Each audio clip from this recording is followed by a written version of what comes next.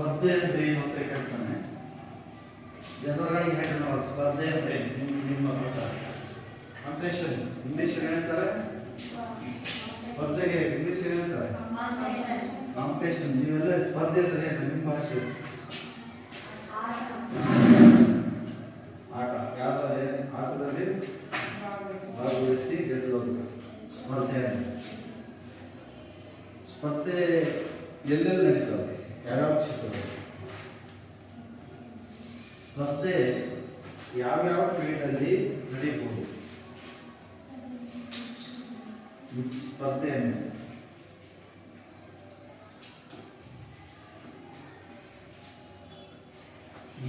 S ಬುಗಾಟ್ಸ್ ಅನ್ನೋ ವ್ಯಾಖ್ಯಾನ ಕೊಡ್ತಾರೆ ಸ್ಪರ್ಧೆ ಅಂದ್ರೆ.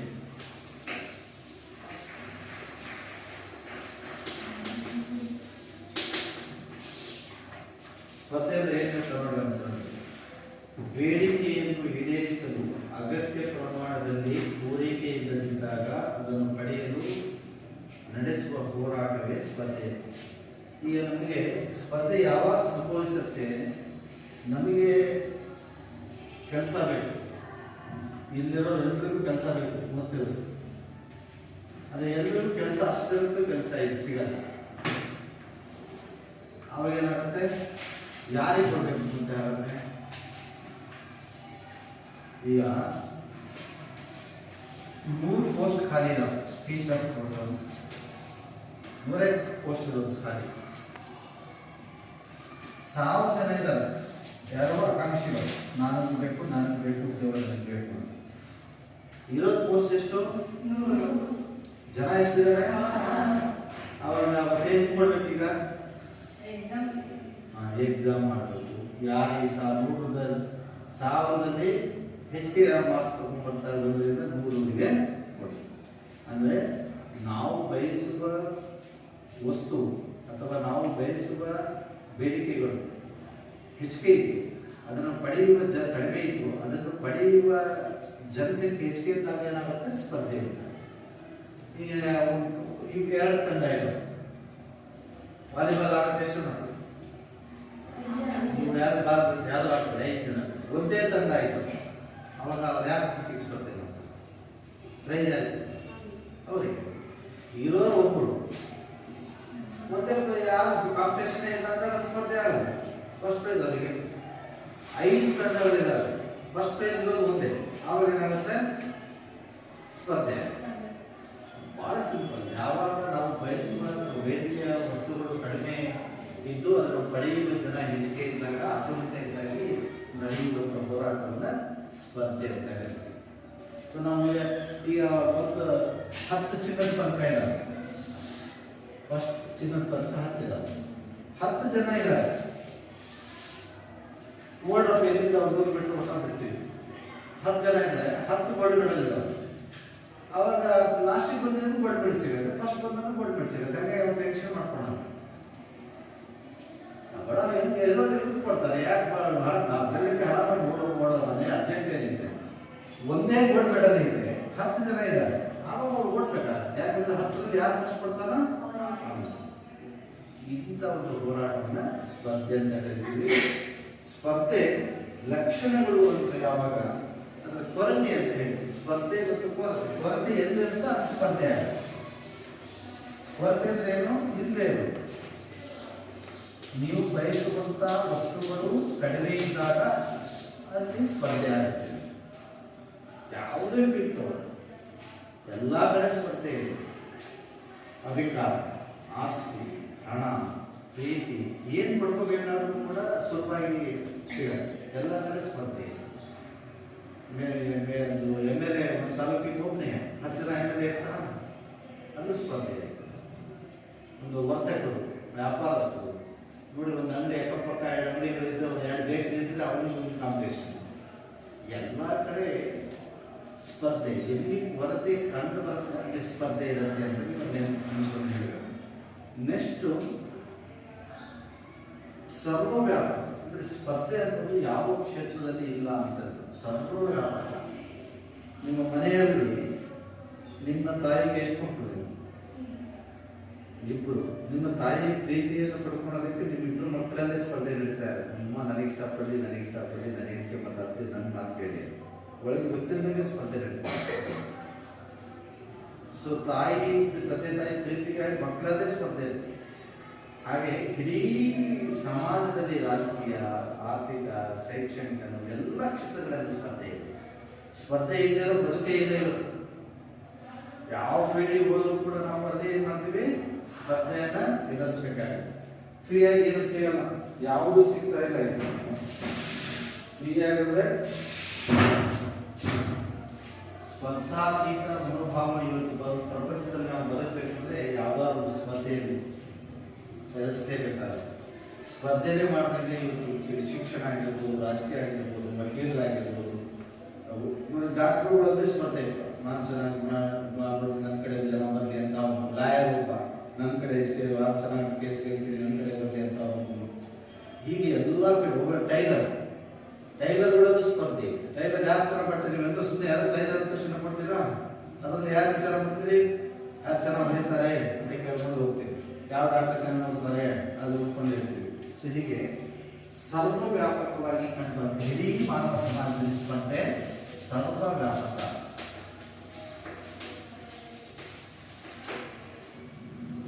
ಮೂರನೇದು ಸ್ಪರ್ಧೆ ನಿರಂತರ, ಹಿಂದಿಂದಲೂ ಇದೆ ಮುಂದೂ ಇರುತ್ತೆ. ಸ್ಪರ್ಧೆ ಎಲ್ಲಿವರೆಗೆ ಇರುತ್ತೆ? ನಿರಂತರವಾಗಿ. ಭೂಮಿ ಮೇಲೆ ನಾವು ಎಲ್ಲಿವರೆಗೆ ಇರ್ತೀವೋ ಅಲ್ಲಿವರೆಗೆ ಸ್ಪರ್ಧೆ ನಿರಂತರವಾಗಿರುತ್ತೆ. ಸೊ ಸ್ಪರ್ಧೆಯಲ್ಲಿ ಎರಡಿದೆ, ಒಂದು ವೈಯಕ್ತಿಕ ಮತ್ತು ಅವೈಯಕ್ತಿಕ ಅಂತ ಹೇಳ್ತೀವಿ. ವೈಯಕ್ತಿಕ ಮತ್ತು ಅವೈಯಕ್ತಿಕ ಸ್ಪರ್ಧೆ ಅಂತ ಹೇಳ್ತೀವಿ. ನೋಡಿ, ವೈಯಕ್ತಿಕ ಸ್ಪರ್ಧೆ ಅನ್ನೋದು ನೀವು ಇಬ್ಬರು ನೇರವಾಗಿ ಆಟ ಆಡ್ತೀವಿ. ಯಾವ ಆಟ ಆಡ್ತೀವಿ? ಒಂದು ಬಾಲ್ ಬಿಟ್ಬಿಟ್ಟರೆ ಏನು ಆಡ್ತೀವಿ, ಕ್ಯಾರಂ ಬೋರ್ಡ್ ಆಡ್ತೀವಿ. ಇದು ನೇರ ಸ್ಪರ್ಧೆ, ವೈಯಕ್ತಿಕ, ಡೈರೆಕ್ಟ್. ಅವೈಯಕ್ತಿಕ ಸ್ಪರ್ಧೆ ಅಂದ್ರೆ ಈಗ ನೀನು ಸೆಕೆಂಡ್ PUC ಓದ್ತಾ ಇದ್ದೀನಿ ಅಥವಾ SSLC ಓದ್ತೀನಿ ಅಂತ, ಬಳ್ಳಾರಿಯಲ್ಲೋ ರಾಯಚೂರಲ್ಲೋ ಒಬ್ಬ ಸೆಕೆಂಡ್ PUC ಓದ್ತಿದ್ದಾರೆ ಹುಡುಗಿ, ಅವಳು ಓದ್ತಾರೆ, ನೀನು ನೋಡಿಲ್ಲ, ಅವಳು ನಿನ್ನ ನೋಡಿಲ್ಲ. ಅವಳು ನಿನಗೆ ಕಾಂಪಿಟೇಷನ್ ಕೊಡ್ತಾರಲ್ಲ, ನೀನು ಅವಳಿಗೆ ಕಾಂಪಿಟೇಷನ್ ಕೊಡ್ತಾ ಇದ್ದೀಯ. ಇಡೀ ರಾಜ್ಯದಲ್ಲಿ 5 ಲಕ್ಷ ಜನ PUCಯಲ್ಲಿ SSLCಯಲ್ಲಿ ಓದ್ತಿದ್ದಾರೆ ಅಂತ, ಅವರು ಯಾರು ಎಲ್ಲರೂ ನೋಡಿಲ್ಲ, ಆದರೆ ಕಾಂಪಿಟೇಷನ್ ಎಲ್ಲರೂ ಕೊಡ್ತಾ ಇಲ್ಲ. ಯಾರು ಟಾಪ್ ಒಂದು ಬರ್ತಾರೆ ರಾಜ್ಯದಲ್ಲಿ ನೋಡಿ, ಅಲ್ಲಿ ಅವು ರಾಜ್ಯದಲ್ಲಿ ನಾನು ಫಸ್ಟ್ ಬರಬೇಕು, ನಾನು ನಿನ್ನನ್ನು ನೇರವಾಗಿ ಇಟ್ಕೊಂಡು ಮಾಡ್ತಾ ಇಲ್ಲ. ಸ್ಟೇಟಲ್ಲಿ ನಾನು ಫಸ್ಟ್ ರ್ಯಾಂಕ್ ಬರಬೇಕು, ಸೆಕೆಂಡ್ ರ್ಯಾಂಕ್ ಬರಬೇಕು, ಥರ್ಡ್ ರ್ಯಾಂಕ್ ಬರಬೇಕು ಅಂತ ಈಗ ಗೊತ್ತಿದ್ದಂಗೆ ಹೊರಗಡೆ ನಾವು ಫೈಟ್ ಮಾಡ್ತಾ ಇದ್ದೀವಿ. ಯಾರು ನೋಡಿರಲ್ಲ. ಒಂದು ಅವೈಯಕ್ತಿಕ ಸ್ಪರ್ಧೆ ವಿಶಾಲವಾಗಿ ಇಡೀ ರಾಜ್ಯದಲ್ಲಿ ಬೇರೆ ಬೇರೆ ಕಡೆಗಳಲ್ಲಿ ಬೇರೆ ಬೇರೆ ಜನ ವಿದ್ಯಾರ್ಥಿಗಳು ಓದ್ತಾ ಇರ್ತಾರೆ.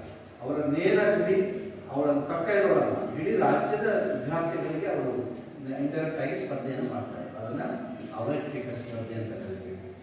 ಸೊ ನೆಕ್ಸ್ಟ್ ಇದರಲ್ಲಿ ಕೆಲವು ಪ್ರಕಾರಗಳಿವೆ. ಸಾಮಾಜಿಕ ಸ್ಪರ್ಧೆ ಅಂತ ಇನ್ನೊಂದು ನಾವು ಸಾಮಾಜಿಕ,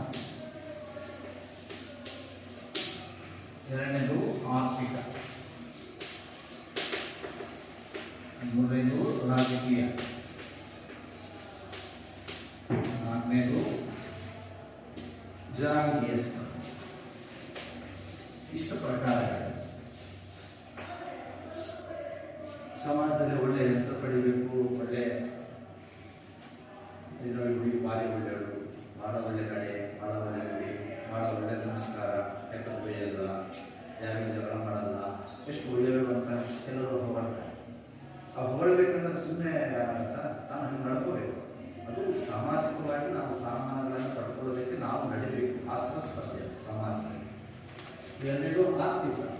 ಆರ್ಥಿಕ ಅಂದರೆ ಗೊತ್ತಾಗತ್ತೆ, ಬಂಡವಾಳ ದುಡಿಮೆ ಮಾಡಬೇಕು, ಚೆನ್ನಾಗಿ ದುಡಿಬೇಕು, ಹೆಚ್ಚಿನ ಆದಾಯ ತಗೋಬೇಕು, ಒಳ್ಳೆ ಮನೆ ಕಟ್ಟಬೇಕು, ಆಸ್ತಿ ಮಾಡಬೇಕು, ಹಣವನ್ನು ಸಂಗ್ರಹ ಮಾಡಬೇಕು. ಅದು ಆರ್ಥಿಕ ಸ್ಪರ್ಧೆ. ರಾಜಕೀಯ, ಅಧಿಕಾರಕ್ಕಾಗಿ ಎಲೆಕ್ಷನ್ಗಳು ಹೊಡೆದಿರಿ. ನಾವು ನಿಮ್ಮಲ್ಲಿ ಗ್ರಾಮ ಪಂಚಾಯತ್ ಎಲೆಕ್ಷನ್ ನಡೆದಾಗ ಏನೇನು ಮಾಡ್ತಾರೆ, ಫೈಟ್ ಎಷ್ಟೆಷ್ಟು ಏನೇನು ಮಾಡ್ತಾರೆ. ಅದು ರಾಜಕೀಯವಾಗಿ ಅಧಿಕಾರ ಸುಮ್ಮನೆ ಸಿಗಲ್ಲ. ಒಂದು ಪಂಚಾಯತ್ ಮೆಂಬರ್ ಆಗಬೇಕು ಅಂದ್ರೆ ತುಂಬ ಕಷ್ಟ ಇದೆ. ಸೊ ಹಾಗಾಗಿ ರಾಜಕೀಯವಾಗಿ ರಾಜಕೀಯ ಅಧಿಕಾರವನ್ನು ಪಡ್ಕೊಳ್ಳೋದಕ್ಕೆ ನಡೆಸುವಂಥ ಒಂದು ಹೋರಾಟ. ಈ ಜನಾಂಗೀಯ ಅಂದರೆ ಈ ದಕ್ಷಿಣ ಆಫ್ರಿಕಾದಂತ ಬಿರಿಯ, ಕರಿಯ, ವೈಟ್ ಅಂಡ್ ಬ್ಲಾಕ್ ಅಂತ ಜನಾಂಗಗಳ ನಡುವೆ ದ್ವೇಷ ಮಾಡೋದು ಜನಾಂಗೀಯ ಸ್ಪರ್ಧೆ. ಎಲ್ಲರೂ ಭಾರತೀಯರೇ, ಆದರೆ ಭಾರತದಲ್ಲೂ ಕೂಡ ಕೆಲವು ಜನಾಂಗಗಳ ನಡುವೆ ಸ್ಪರ್ಧೆ ಆಗಿದೆ. ಹಿಂದೂ, ಮುಸ್ಲಿಮ್ಸ್, ಕ್ರೈಸ್ತರು, ಹಿಂದೂ, ಸೊ ಈ ಸಂಸ್ಕೃತಿ ಧರ್ಮಗಳನ್ನು ನಮ್ಮ ಧರ್ಮ ಶ್ರೇಷ್ಠ, ನಾವು ಚೆನ್ನಾಗಿ ಮಾಡಬೇಕು ಅಂತ ಹೇಳಿ ಒಳಗಡೆ ಸಾಂಸ್ಕೃತಿಕವಾದ ಸ್ಪರ್ಧೆಗಳನ್ನ ನಡೀತಾ ಇರ್ತವೆ. ಸೊ ಇವಿಷ್ಟನ್ನು ನೀವು ಸ್ಪರ್ಧೆಯನ್ನು ನಡೀಬೇಕಾಗ ಸ್ಪರ್ಧೆ ಅಂದ್ರೇನು, ಸ್ಪರ್ಧೆಯ ಪ್ರಕಾರಗಳು ಮತ್ತು ಸ್ಪರ್ಧೆಯ ಲಕ್ಷಣಗಳು. ಅದಾದ್ಮೇಲೆ ಸಂಘರ್ಷ ಅಂತ ಇದೆ, ಅದನ್ನು ಹೇಳ್ತೀವಿ. ಇಲ್ಲಿ ಇದುವರೆಗೆ ನೀವು ಬರ್ಕೊಂಡಿದ್ದು ಹೇಳಿದ್ರೆ ಮೂರನೇ ಪಾಠದ್ದು ಏನು ಬರೆದಿಲ್ಲ. ಮೂರನೇ ಪಾಠ ಬರೆದಿಲ್ಲ. ಮೂರನೇ ಪಾಠ ತಗೊಳ್ಳಿ. ಅಧ್ಯಾಯ 3 ಅಂತ ಬರ್ಕೊಡ್ರಿ. ಅಧ್ಯಾಯ 3 ಅಂತ ಬರ್ಕೊಂಡು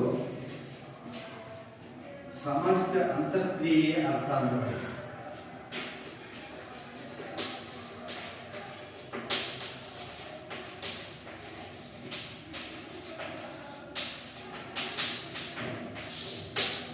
ಸಾಮಾಜಿಕ ಅಂತರ್ಕ್ರಿಯೆಯ ಅರ್ಥ.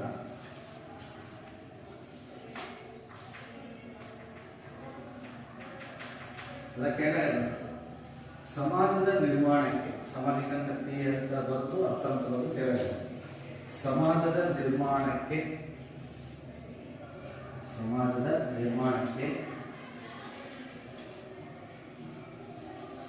ಕಾರಣರಾದ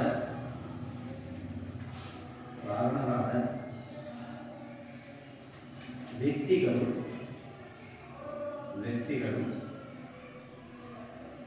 ಪರಸ್ಪರ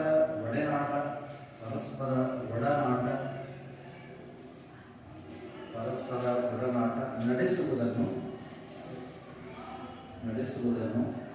ಸಾಮಾಜಿಕ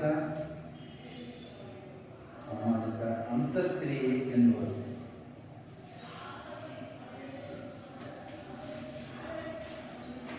ಕೆಳಗಡೆ ಬರಲಿ ವ್ಯಾಖ್ಯೆ ಅಂತ ಬರಲಿ. MP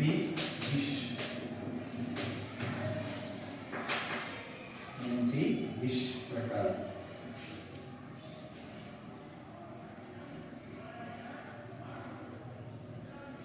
ಪ್ರಚೋದನೆ ಮತ್ತು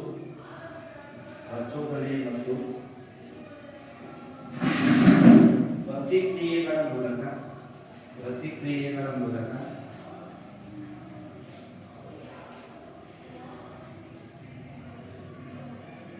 ಮಾನವರು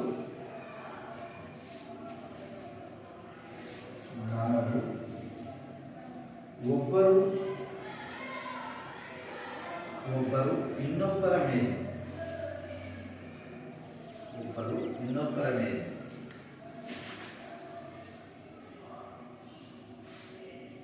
ಪರಸ್ಪರ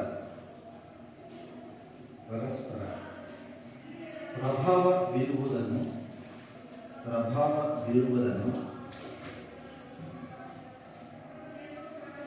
ಸಾಮಾಜಿಕ ಅಂತರ್ಕ್ರಿಯೆ ಎನ್ನುವುದು.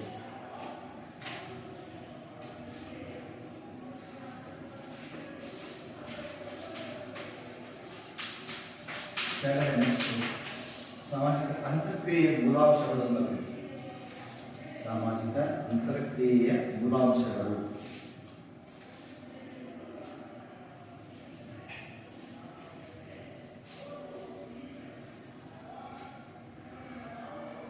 ಅದರಲ್ಲಿ ಒಂದೇದು ಸಂಪರ್ಕ.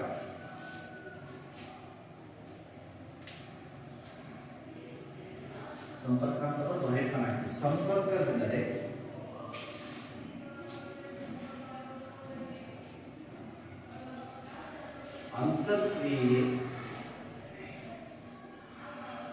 ಸಂಪರ್ಕವಿಲ್ಲದೆ ಅಂತರ್ಕ್ರಿಯೆ ಏರ್ಪಡಲಾಗದು.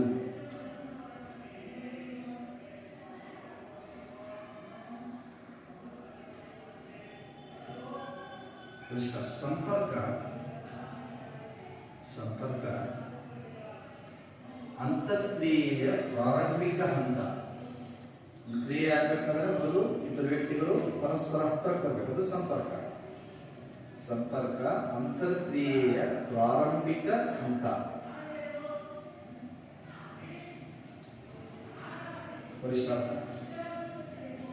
ಸಂಪರ್ಕದ ಮುಖಾಂತರ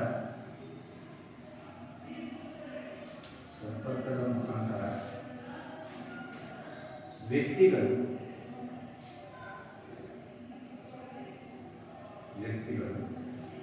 ಪರಸ್ಪರ ಹತ್ತಿರಕ್ಕೆ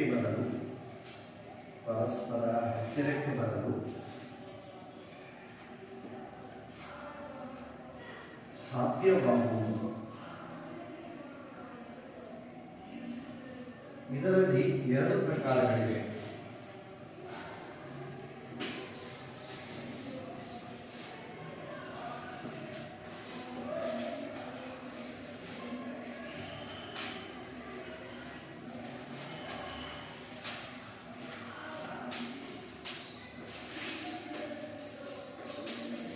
ಎರಡು ಪ್ರಾದೇಶಿಕ, ಒಂದು ಸಾಮೂಹಿಕ ಸಂಪರ್ಕ,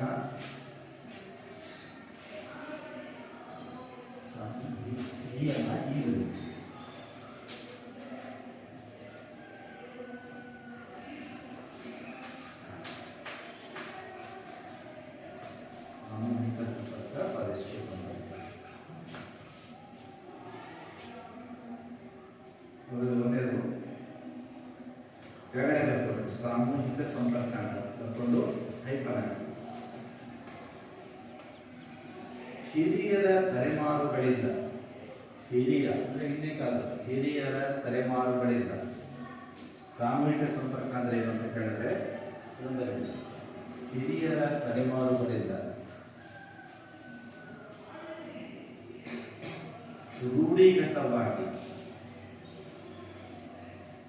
ರೂಢಿಗತವಾಗಿ ಬಂದ ಸಂಪ್ರದಾಯಗಳನ್ನು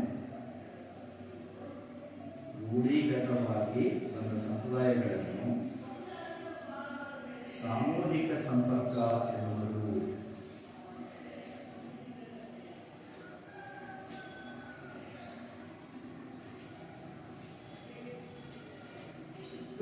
ಪ್ರಾದೇಶಿಕ ಸಂಪರ್ಕ.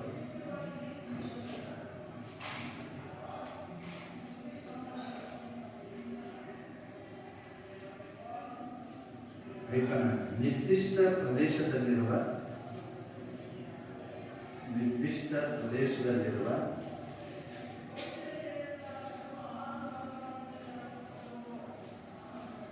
ಸಮಕಾಲೀನ ವ್ಯಕ್ತಿಗಳು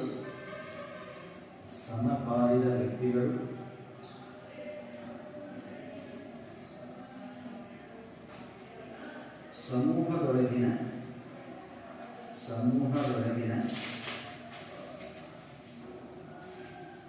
ಸಂಪರ್ಕವನ್ನು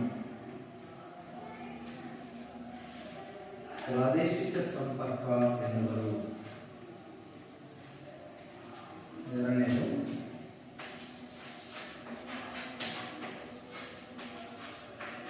ಮೂಲಾಂಶಗಳ ಎರಡನೇ ಸಂವಹನ. ಸಾಮಾಜಿಕ ಅಂತರ್ಕ್ರಿಯೆಯ ಮೂಲಾಂಶಗಳು ಯಾವುದು ಅಂದರೆ ಎರಡು, ಒಂದು ಸಂಪರ್ಕ, ಇನ್ನೊಂದು ಸಂವಹನ. ಸಂವಹನ ಅಂದ್ರೆ ಮಾತಾಡೋದು, ಸಂವಹನ ಅಂತ ಬರೋದು ರೈತನ. ಸಂವಹನವು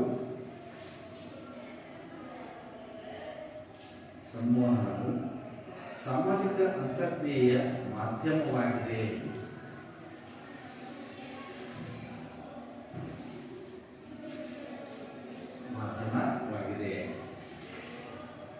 ಬರೀ ಇಬ್ಬರು ವ್ಯಕ್ತಿಗಳು ಒಂದು ಹತ್ರ ಬರ್ಬಿಟ್ರೆ ಕ್ರಿಯೆ ಉತ್ಪತ್ತಿ ಆಗಲ್ಲ. ಅವರಿಬ್ಬರು ಏನ್ ಮಾಡ್ಬೇಕು? ಕ್ರಿಯೆ ಉತ್ಪತ್ತಿ ಆಗ್ಬೇಕಾದ್ರೆ ಮಾತಾಡ್ಬೇಕು. ನಾನೀಗ ಪ್ರತಿಕ್ರಿಯೆ ಪಡ್ಕೋಬೇಕು, ನಾನು ಅವಳ ಹತ್ರ ಹೋಗಿ ನಿಂತ್ಕೊಂಡ್ಬಿಟ್ಟು ಸುಮ್ಮನೆ ಬಂದ್ರೆ ಏನಾದ್ರು ಕ್ರಿಯೆ ಉತ್ಪತ್ತಿ ಆಗತ್ತ? ನಾನು ಏನಮ್ಮ ಏನು ಮಾತಾಡಿದೆ, ನಾನು ಮಾತಾಡಿದಾಗ ಉತ್ತರ ವಾಪಸ್ ಕೊಟ್ರೆ ಅದು ಪ್ರತಿಕ್ರಿಯೆ. ಇಬ್ಬರು ವ್ಯಕ್ತಿಗಳು ಮಾತಾಡೋದ್ರೆ ಸಂವಹನ. ಬರೀ ಕಾಂಟ್ಯಾಕ್ಟ್ ಬೇರೆ, ಆ ಕಾಂಟ್ಯಾಕ್ಟ್ ಆದ್ಮೇಲೆ ಕ್ರಿಯೆಗೆ ಪ್ರತಿಕ್ರಿಯೆ ಕೊಡೋದು ಸಂವಹನ. ಸಂವಹನವು ಸಾಮಾಜಿಕ ಅಂತರ್ಕ್ರಿಯೆಯ ಮಾಧ್ಯಮವಾಗಿದೆ. ಕೃಷ್ಣ ಸಂವಹನದ ಮೂಲಕ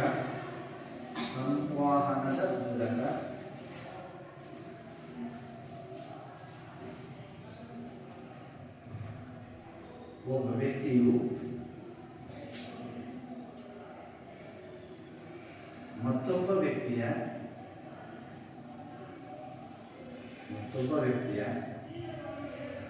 ಭಾವನೆ ಹಾಗೂ ಅಭಿಪ್ರಾಯಗಳನ್ನು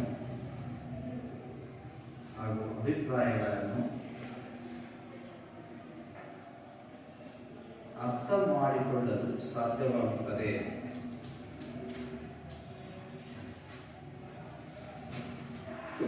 ಇದರಲ್ಲಿ 3 ಪ್ರಕಾರಗಳಿವೆ.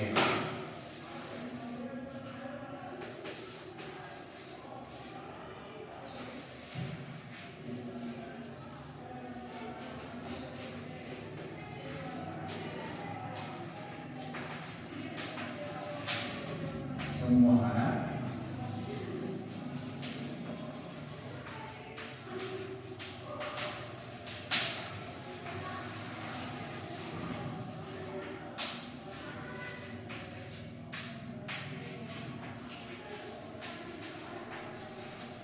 ವಿಚಾರ,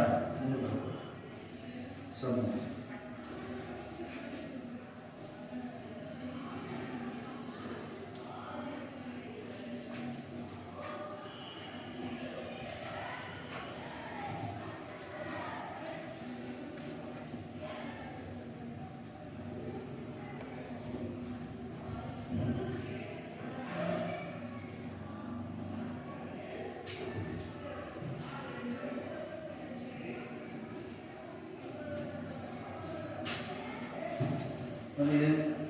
ಪಂಚೇಂದ್ರಿಯಗಳ ಮುಖಾಂತರ ನಮ್ಮ ಕ್ರಿಯೆಗಳನ್ನು ವ್ಯಕ್ತಪಡಿಸೋದು. ಸಂವೇದಾತ್ಮಕ ಕೈ ಸನ್ನೆ ಮಾಡೋದು, ದೇಶ ಮುಂದೆ ನೋಡೋದು, ಕಾಲಿಂದ ಸಿಗ್ನಲ್ ಕೊಡೋದು, ನೀನು ನೋಡೋದ ನೋಡೋದು, ಯಾವ ಬಸ್ ಸ್ಟ್ಯಾಂಡ್ ಇದೆ ಆ ಕಡೆ ಯಾರು ಮಕ್ಕ ಬರ್ತದ ನೋಡೋದು, ಕೇಳಕ್ಕೆ ಬರೋದು, ಭಯ ಬಿಟ್ಟು ಬರೀ ಕೈ ಸನ್ನೆ ಮುಟ್ಟೋದು, ಸಿಗ್ನಲ್ ಮಾಡೋದು, ಈ ಥರ ಕ್ರಿಯೆಗಳನ್ನು ಕೊಟ್ಟು ಪ್ರತಿಕ್ರಿಯೆ ಕೊಡ್ಬೋದು. ವೇಗಾತ್ಮಕ ಇಲ್ಲಿ ಗಾಯ ಅಷ್ಟೇ. ಬರೀ ಕೋಪ, ಮುಖದಲ್ಲಿ ಭಾವ, ಕೋಪ, ಸಿಟ್ಟು, ದ್ವೇಷ ನೋಡ್ಕೊಂಡ್ರೆ ಗೊತ್ತಾಗ್ಬಿಡ್ತೈತೆ ಏನೋ ಆಗಿದೆ ಇದೆ ಅಂತ. ನಿಮ್ಮ ಅಪ್ಪಗೆ ನೋಡಿದ್ರೆ ಇವತ್ತು ಯಾವ ಸಿಟ್ಟಲ್ಲಿದ್ದಾರೆ ಅಂತ ನಿಮ್ಮ ಅಕ್ಕ, ನಿಮ್ಮ ತಾಯಿ ಯಾಕೋ ಇವತ್ತು ಬೆಳಗಿಂದ ಹುಷಾರಿಲ್ಲ ಅಂತ ಗೊತ್ತಾಗುತ್ತೆ, ಅವ್ರ ಮುಖ ಸೇರಿದೆ. ಇದು ವೇಗಾತ್ಮಕ. ಇದು ಪೇಪರ್ ಓದೋದು, ಟಿ ವಿ ನೋಡೋದು, ಅದರಿಂದ ನಾವು ಪ್ರತಿಕ್ರಿಯೆಯನ್ನು ಕೊಡ್ಬೋದು. ಪುಸ್ತಕಗಳು, ಮ್ಯಾಗಝಿನ್ಗಳು, ಟಿ ವಿಗಳು ಇವುಗಳಿಂದ ಪ್ರತಿಕ್ರಿಯೆಗಳನ್ನು ಕೊಡ್ಬೋದು. ಮೂರನೇದು ನೆಕ್ಸ್ಟ್ ಸಹಕಾರದ ಅರ್ಥ.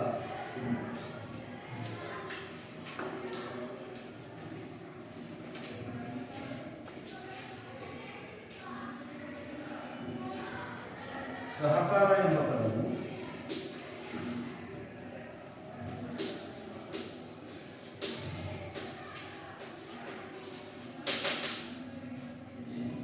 ಕೋಆಪರೇಷನ್,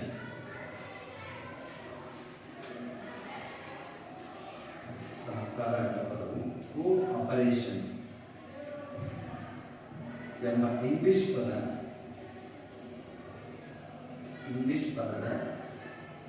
ಪದದ ಕನ್ನಡ ಅನುವಾದವಾಗಿದೆ.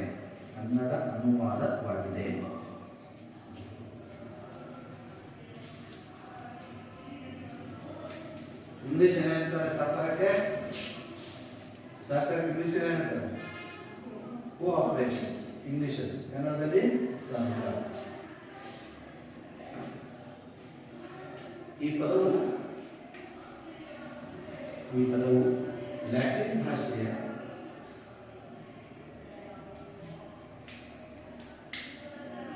ಕೋ ಮತ್ತು ಅಪರದಿ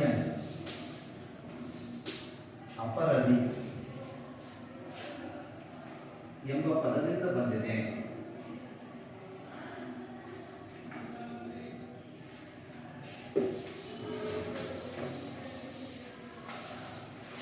ಕೆಳಗಡೆ ಕೋ ಅಂದ್ರೆ ಏನು? ಒಟ್ಟಿಗೆ ಸೇರಿ. ಕೋ ಎಂದರೆ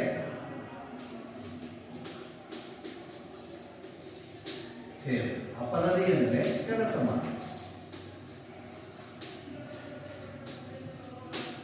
ಅಪರದಿ ಅಂದ್ರೇನು? ಕೆಲಸ ಮಾಡಿ. ಒಟ್ಟಿಗೆ ಸೇರಿ ಕೆಲಸ ಮಾಡೋದು ಸಹಕಾರ. ಸಹಕಾರ ಅಂದ್ರೆ ದುಡ್ಡು ಕೊಡೋದು, ವ್ಯಾಯಾಮ ಮಾಡೋದು ಸಹಕಾರ ಅಲ್ಲ. ಯಾವುದೋ ಒಂದು ಕೆಲಸದಲ್ಲಿ ಇಬ್ಬರು ಸೇರಿಕೊಂಡು ದುಡಿದ್ರೆ ಅದು ಸಹಕಾರ. ನಿಮ್ಮ ತಾಯಿ ಬೆಟ್ಟ ಹೋಗಿದ್ದಾರೆ, ನಿಮ್ಮ ಅಪ್ಪ ಹೊಲದಲ್ಲಿ ಕೆಲಸ ಮಾಡ್ತಿದ್ದಾರೆ, ನೀವು ಆ ಕೆಲಸದಲ್ಲಿ ಹೋಗಿ ಸೇರಿಕೊಂಡ್ರೆ ಅದು ಸಹಕಾರ. ಹೂ ಅಂದರೆ ಒಟ್ಟಿಗೆ, ಅಪರದಿ ಅಂದರೆ ಕೆಲಸ. ಇಬ್ಬರು ಒಂದು ಕೆಲಸದಲ್ಲಿ ಸೇರಿ ದುಡಿಯೋದನ್ನ ಸಹಕಾರ. ಏನು ಬರೋದು ಈಗ? ಹೂ ಎಂದರೆ ಒಟ್ಟಿಗೆ ಸೇರು, ಅಪರದಿ ಎಂದರೆ ಕೆಲಸ ಮಾಡು ಎಂದರ್ಥ.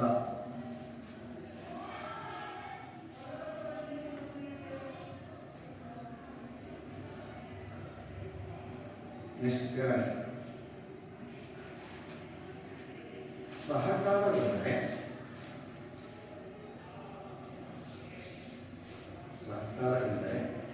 ಒಂದು ಕೆಲಸದಲ್ಲಿ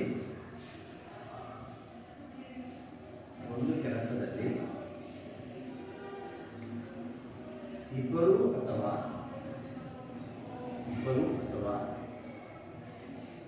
ಹೆಚ್ಚು ಜನ ಒಟ್ಟಾಗಿ ಸೇರಿ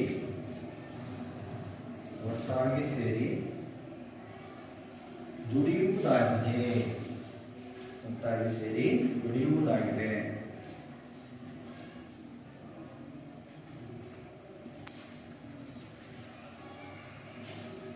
ಲಕ್ಷಣಗಳು, ಸಹಕಾರದ ಲಕ್ಷಣಗಳು.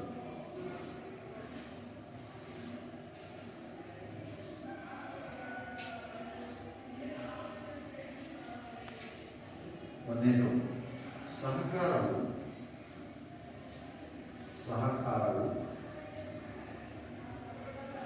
ಸಾರ್ವತ್ರಿಕ ಮತ್ತು ನಿರಂತರವಾದದ್ದು. ಸಹಕಾರವು ಸಾರ್ವತ್ರಿಕ ಮತ್ತು ನಿರಂತರವಾದದ್ದು. ಎಲ್ಲ ಸಮಾಜಗಳಲ್ಲೂ ಸಹಕಾರ ಐತೆ. ಅಮೆರಿಕದಲ್ಲೈತೆ, ಭಾರತದಲ್ಲೈತೆ, ಇಂಗ್ಲೆಂಡ್ ಐತೆ, ಎಲ್ಲ ಆದಿವಾಸಿಗಳೈತೆ, ನಗರಗಳಲ್ಲೈತೆ, ಹಳ್ಳಿಯಾಗೈತೆ, ಎಲ್ಲ ಕಡೆ ಸಹಕಾರ. ಎಲ್ಲ ಮನುಷ್ಯ ಎಲ್ಲರಿದ್ದಾರೆ, ಎಲ್ಲ ಕಡೆ ಇರ್ತಾರೆ. ಒಟ್ಟಿಗೆ ದುಡಿಮೆ ಮಾಡೋದು ಎಲ್ಲ ಕಡೆ ಸಹ. ಮತ್ತು ಯಾವಾಗ ಇದ್ದಾರೆ ನಿರಂತರವಾದದ್ದು. ಸಹಕಾರವು ನೆಕ್ಸ್ಟ್ ಹೇಳಿದ್ರೆ ಎಲ್ಲ ಸಹಕಾರವು ಎಲ್ಲ ಸಮಾಜದಲ್ಲಿ ಕಂಡುಬರುವುದು. ಇದು ಒಂದು ನಿರಂತರ ಪ್ರಕ್ರಿಯೆ.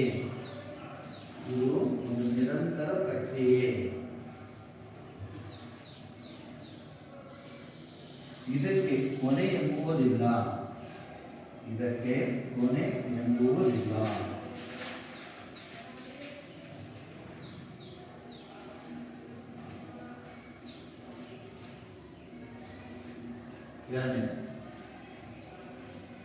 ಸಾಮಾನ್ಯ ಉದ್ದೇಶಗಳ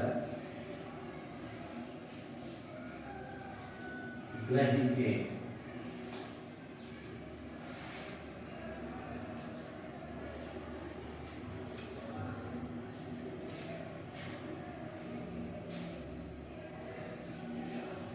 ಸಹಕಾರಿ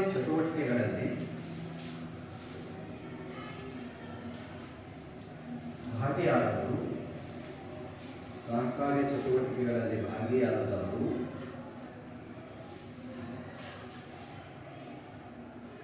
ಕೆಲವು ಸಾಮಾನ್ಯ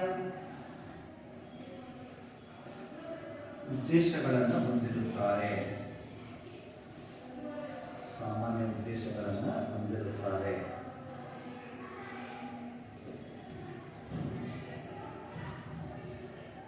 ಕಾರ್ಖಾನೆ ಅಥವಾ ಕಂಪನಿಯಲ್ಲಿ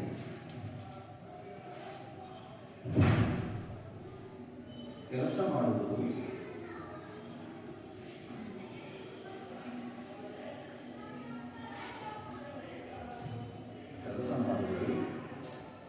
ಲಾಭಾಂಶಕ್ಕಾಗಿ. ಸುಮ್ಮನೆ ಮಾಡ್ತಾರೆ. ಫ್ಯಾಕ್ಟ್ರಿಯಲ್ಲಿ ಏನೇ ಕೆಲಸ ಮಾಡ್ತಾರೆ, ನಮಗೆ ಸಂಬಳ ಚೆನ್ನಾಗಿ ಕೊಡಬೇಕು, ಬೆಳಿಬೇಕು. ಅವ್ರ ಮೇನ್ ಉದ್ದೇಶ ಏನು? ಸಂಬಳಕ್ಕೆ ಚೆನ್ನಾಗಿ ಕೆಲಸ ಮಾಡಬೇಕು, ಫ್ಯಾಕ್ಟ್ರಿ ದುಡಿಬೇಕು, ಫ್ಯಾಕ್ಟ್ರಿ ಡೆವಲಪ್ಮೆಂಟ್ ಆಗಿ. ನೀವು ರೈತರು ಹೊಲ ಕೆಲಸ ಮಾಡ್ತಾರೆ, ಬಂದಲ್ಲಿ ಏನೋ ಒಂದು ಉದ್ದೇಶ, ಬೆಳೆ ಹೆಚ್ಚಿಗೆ ತಗೋಬೇಕು. ಈ ವರ್ಷ ಬೆಳೆ ಹೆಚ್ಚಿಗೆ ತಗೋಬೇಕು, ಆದಾಯ ಹೆಚ್ಚಿಗೆ ತರಬೇಕು. ಎಜುಕೇಷನಲ್ಲಿ ಏನು ಕೆಲಸ ಮಾಡ್ತೀವಿ, ಎಜುಕೇಷನ್ ಕೊಡಬೇಕು, ಅದರಲ್ಲಿ ಹೆಚ್ಚಿಗೆ ಮಾರ್ಕ್ಸ್ ಇರಬೇಕು. ಹೀಗೆ ಸಹಕಾರ ತತ್ವದಲ್ಲಿ ಕೆಲವು ಉದ್ದೇಶಗಳು ಸ್ಪಷ್ಟವಾಗಿರ್ತವೆ. ಮೂರನೇದು ಸಾಮಾನ್ಯ ಪ್ರತಿಫಲಕ್ಕಾಗಿ ಕೂಡಿ ದುಡಿಯುವುದು.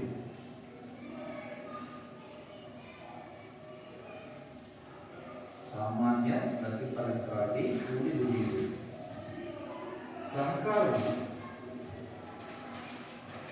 ಸಹಕಾರವು ಜಂಟಿ ಪ್ರಯತ್ನವಾಗಿದೆ.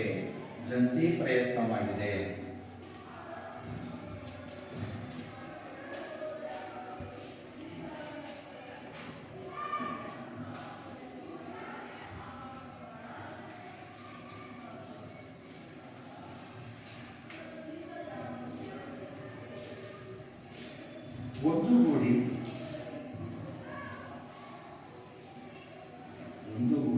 ದುಡಿಯುವರೆಲ್ಲರೂ ಪ್ರತಿಫಲಗಳನ್ನು ಹಂಚಿಕೊಳ್ಳುತ್ತಾರೆ.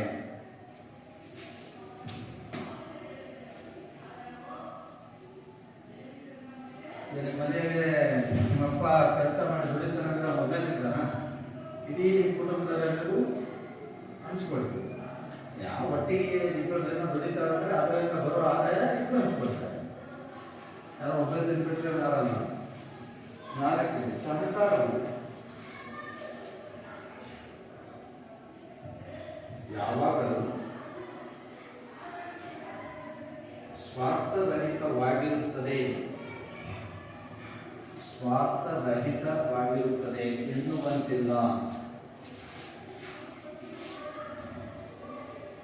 ಕೆಲವು ಸಲ ನಾವು ಸ್ವಾರ್ಥಕ್ಕೆ ದುಡಿಬೋದು, ಬರೀ ನಾವು ನಿಸ್ವಾರ್ಥಕ್ಕೆ ದುಡಿತೀವಿ ಅಂತಾನೆ ಹೇಳಕ್ಕಲ್ಲ. ನಮ್ಮ ಸ್ವಾರ್ಥಕ್ಕೂ ಕೂಡ ನಾವು ದುಡಿತೀವಿ.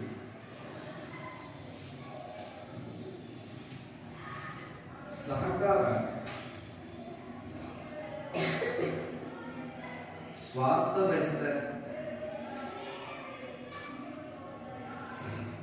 ಸ್ವಾರ್ಥರಹಿತ ಕ್ರಿಯೆ ಎಂದು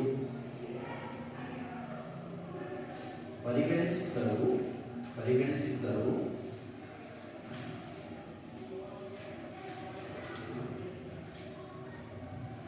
ಕೆಲವು ಸಲ ಸ್ವಾರ್ಥ ಸಾಧನೆಗೂ ಕೂಡ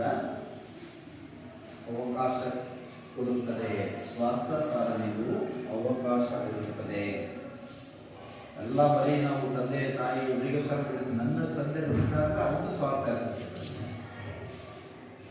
ನೆಕ್ಸ್ಟ್ ಸಹಕಾರದ ಪ್ರಕಾರ